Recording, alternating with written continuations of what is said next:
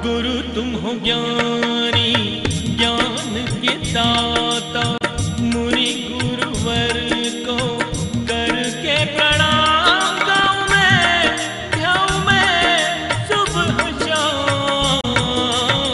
पुलक सागर एक नाम एक नाम। नारद ने कहा एक काम कर भिखारी। बोले क्या? बोले चल मेरे साथ। बोले कहां चलो? अरे बोले चल मेरे साथ इंद्र के पास, इंद्र तेरा खजाना भर देगा।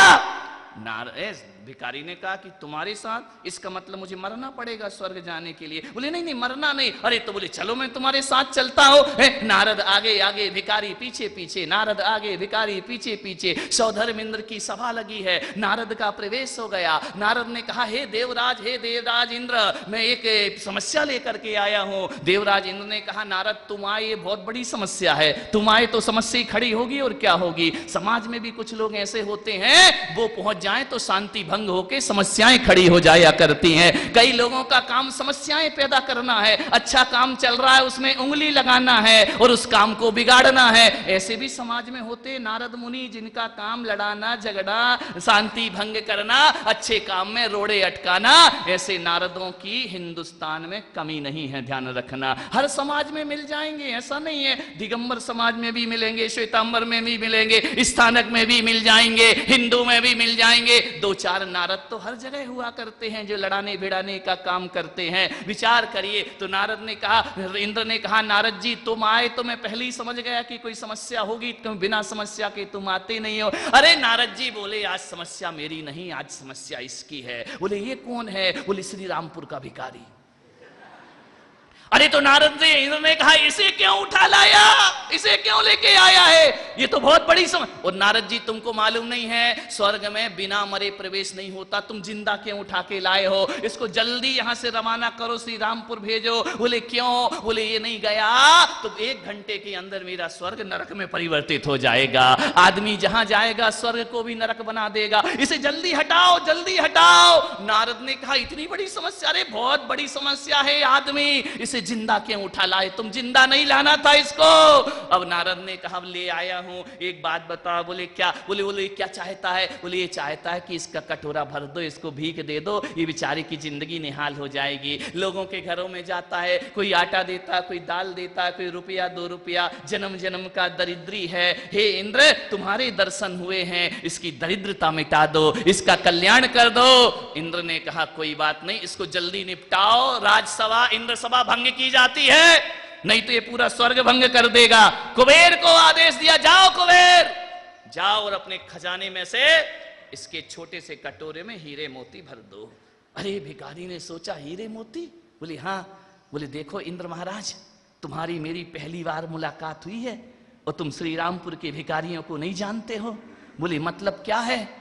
बोले कटोरा भरना चाहिए, ध्यान रखना, खाली नहीं रहना चाहिए। इंद्र ने कहा पागल कहीं का, इंद्र के कुबेर के भंडार में खड़ा है और इतने से कटोरी की बात कर रहा है। अरे ऐसे 1000 कटोरे भर दूंगा मैं। बोले नहीं मैं बड़ा संतुष्ट आदमी हूं, पुलक सागर का प्रवचन मैंने सुन रखा है कि संतोष रखना चाहिए, ज्यादा की चाहत नहीं रखना चाहिए। मुझे कोई चाहत नहीं, कोई इच्छा नहीं है, बस ये कटोरा भर दो मैं चला जाऊंगा, दे दो आटा दाल। अरे पागल भिखारी, देवलोक में आटा दाल मिलेगा, ले मैं हीरे मोती भरता हूं। तो उसने कहा भर दो, लेकिन एक बात याद रखना महाराज। बोले क्या? कटोरा भरना चाहिए। अब जिसने जिंदगी में नहीं देखा वो तो यही समझेगा। सौधर्मिन ने कुबेर को कहा भर दे इसका कटोरा। हीरे मोती नगीने आए, जैसे ही कटोरे में भरे, पूरा कटोरा में पलटा, कटोरा खाली का खाली है। इंद्र ने कहा यार ये कटोरा खाली कैसे? बोले और ला के भर दे। पहले बाल्टी भर भर के लाए, डालते गए 1 घंटा हो गया, कटोरा नहीं भरा है। सौधर्म इंद्र ने कहा देख नारद मैंने कहा था ना तू आफत उठा के लाया है,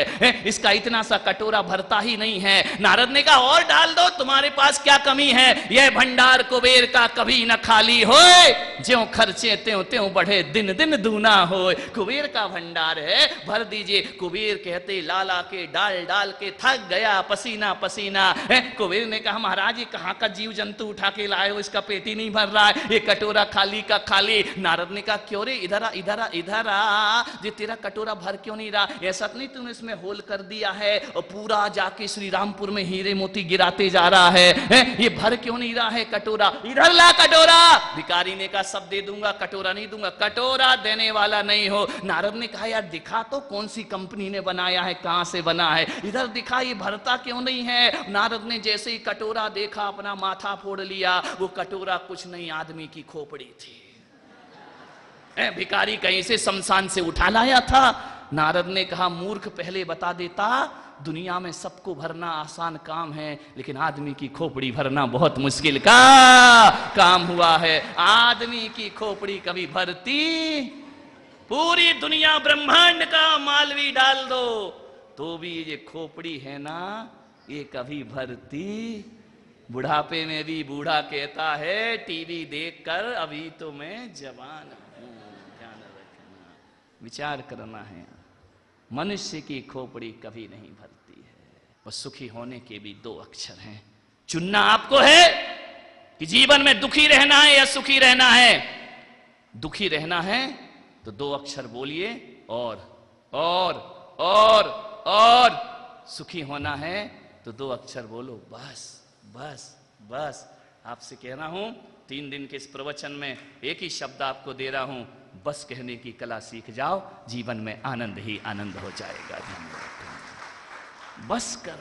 कभी मंदिर में जाके बोला कि हे भगवान बस कर, बहुत दे दिया तूने, क्या नहीं दिया तूने, क्या नहीं दिया परमात्मा ने? 2 आंखें दी हैं, ये क्या कम हुआ करता है? महिला रोती है कंगन नहीं है। मैं महिलाओं से निवेदन करता हूं कंगन के लिए मत रो। मंदिर में जाके मत बोलो कि कंगन नहीं है। भगवान को बोलो कि भगवान कंगन एक तरफ फेंको, तूने कलाई तो दी है ना, इससे बड़ा सौभाग्य मेरा जीवन का क्या हो सकता है?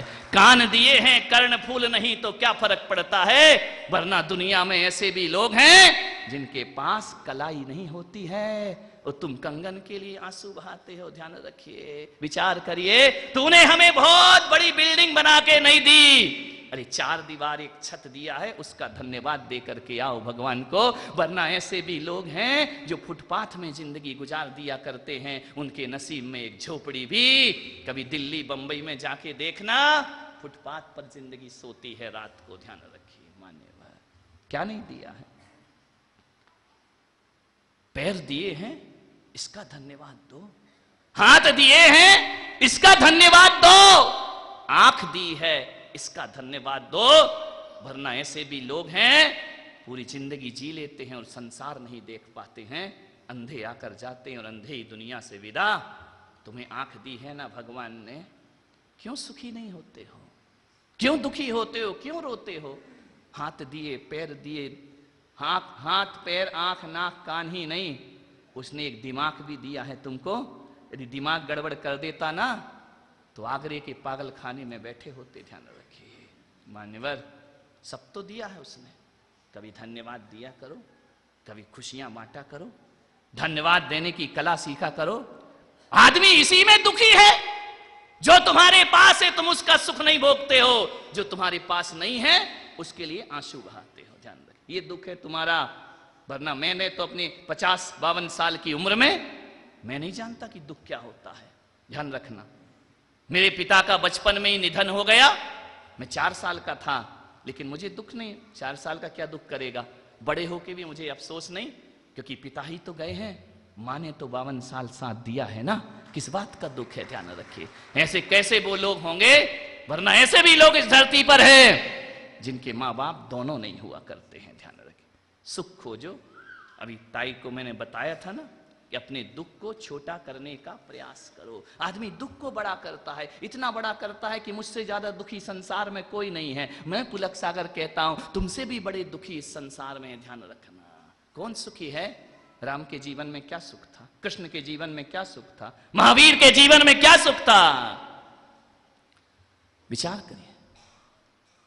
हमें हंसते चेहरे 4 मिले, दुखियारे चेहरे 1000 मिले। हमने गिन गिन कर तकदीर देखी, एक हंसता है 10 रोते हैं। हमने गिन गिन कर तकदीर देखी, एक हंसता है 10 रोते हैं। हमने जग की अजब तस्वीर देखी, एक हंसता है 10 रोते हैं। कुछ बोल प्रभु ये क्या माया, कुछ बोल प्रभु ये क्या माया, तेरा खेल समझ में ना आया, तेरा खेल समझ में ना आया। हमने देखे महल और कुटीर देखी, एक हंसता है 10 रोते हैं, एक हंसता है 10 रोते। कौन हंसता है? जो बस कहने की कला जानता है। कौन रोता है? जो और में लगा रहता है। कौन है सुखी संसार? मान्यवर, निवेदन है आपसे, बाजू वाली की जेब में 10 रुपए पड़े हैं और तुम्हारी में 90 पड़े हैं, तो तुम इस फिराक में रहते हो कि वो 10 का नोट इधर आ जाए तो पूरे कितने हो जाएं? आदमी जिंदगी भर पूरे 100 करने में लगा है, ध्यान रखना। मौत आ जाती है, पूरे 100 नहीं हो पाते हैं, ध्यान रखना। कंधे पर चला जाता है अर्थी में लेटकर, पूरे 100 नहीं हो पाते। अरे नादान, 90 रुपए का सुख भोग लेता, 10 के लिए क्यों पागल बना हुआ है? ध्यान रखिए, जो है उसमें सुखी नहीं है, जो नहीं है उसके लिए आंसू बहा रहा है। ध्यान रखिए, है तो तेरे पास। कभी ख्याल किया, इन 32 दांतों में एक दांत टूट जाए ना, तो भीतर जो बैठी है ना लीलावती, बैठी ना लीलावती, जीभ बड़ी लीला करती है, ध्यान रखना। यही रास लीला करे, यही राम लीला करे, ध्यान रखना। ये जो लीलावती होती है ना, इतनी चालाक है, एक दांत टूट जाए तो दिन भर उस दांत के पास जाती है, 31 का सुख नहीं भोगती है। एक को ढूंढती, कहां गया, कहां गया, कहां गया, कहां गया, बार बार दांत वहीं जाए, जीभ वहीं जाएगी, वहीं जाएगी, वहीं जाएगी। अरे नादान पगली, एक का दुख मत रो, 31 का सुख भोगने का प्रयास कर। 31 हैं लेकिन तुम दुखी दुख भोगते हो। मान्यवर, कैसी जिंदगी बना ली हमने। मान्यवर, गिलास आधा भरा है, गिलास आधा खाली है। खाली पर दृष्टि रखोगे तो दुखी रहोगे, और भरे पर दृष्टि रखोगे तो आनंदित रहोगे। इस चमन में फूल भी हैं और कांटे भी हैं। जिसकी नजरों में कांटे हैं उसकी जिंदगी कांटों के समान है, और जिसकी नजरों में फूल हैं उसकी जिंदगी फूल सी मुस्कुराया करती है। ध्यान रखना, सब कुछ तो तुम्हारे पास है। मान्यवर, कांटों जैसी जिंदगी मत बनाओ, फूलों जैसे मुस्कुराओ।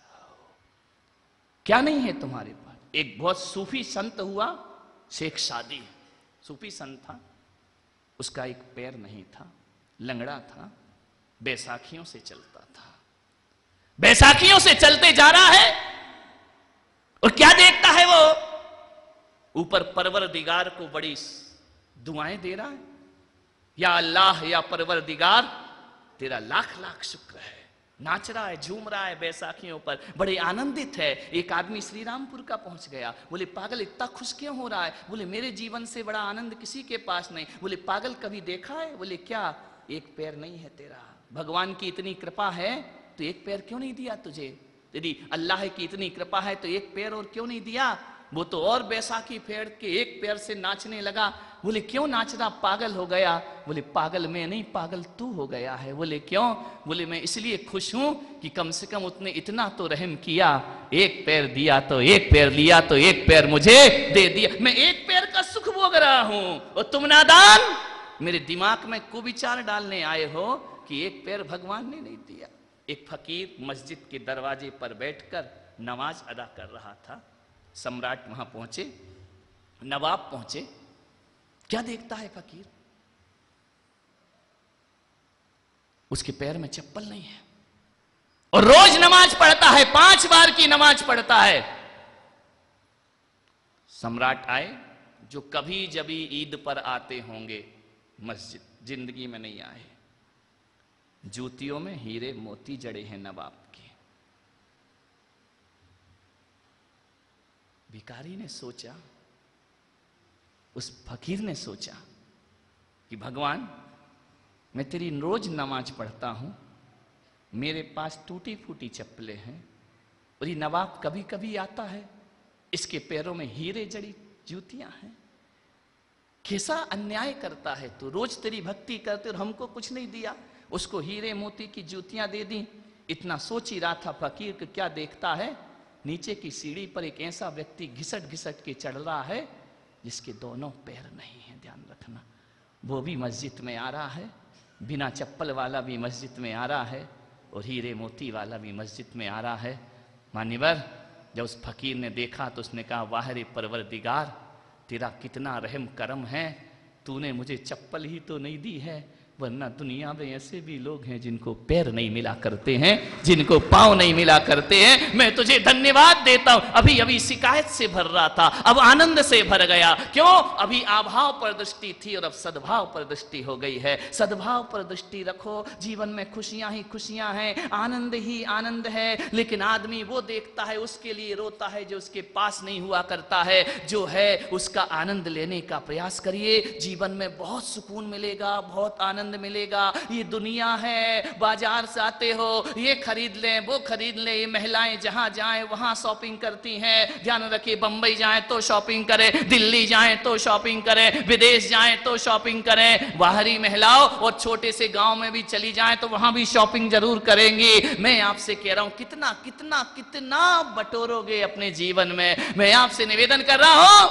संसार में, दुनिया के बाजार में प्रतिदिन नई चीज आएगी। ध्यान रखना, ये संसार है, परिवर्तनशील है। हर दिन नई नई तरह की साड़ियां आएंगी, हर दिन नए नए तरह के आपके नेकलेस आएंगे। कितना घर में लेकर आओगे? ध्यान रखिए, तुम्हारा घर कितना बड़ा है, बाजार में नई नई चीजें पैदा होंगी। मैं राम श्री रामपुर वालों से निवेदन कर रहा हूं, हर चीज नई आएगी तो कितना खरीदोगे, कितना लाओगे? मेरी बात मानो, कहीं तो फुल स्टॉप लगाओ कि हमको अब इससे ज्यादा कोई जरूरत नहीं है। ध्यान रखना, मुझसे पत्रकार कहते हैं, महावीर महावीर भगवान जो धरती पर हुए, उनके तन पर चिंदी नहीं थी। प्रसारण पुण्यार्जक परिवार जिन शरणम तीर्थ धाम के परम संरक्षक संघपति श्री प्रदीप मामा, प्रतिभा मामी, भोपाल। गुरु तुम हो ज्ञानी, ज्ञान के दाता।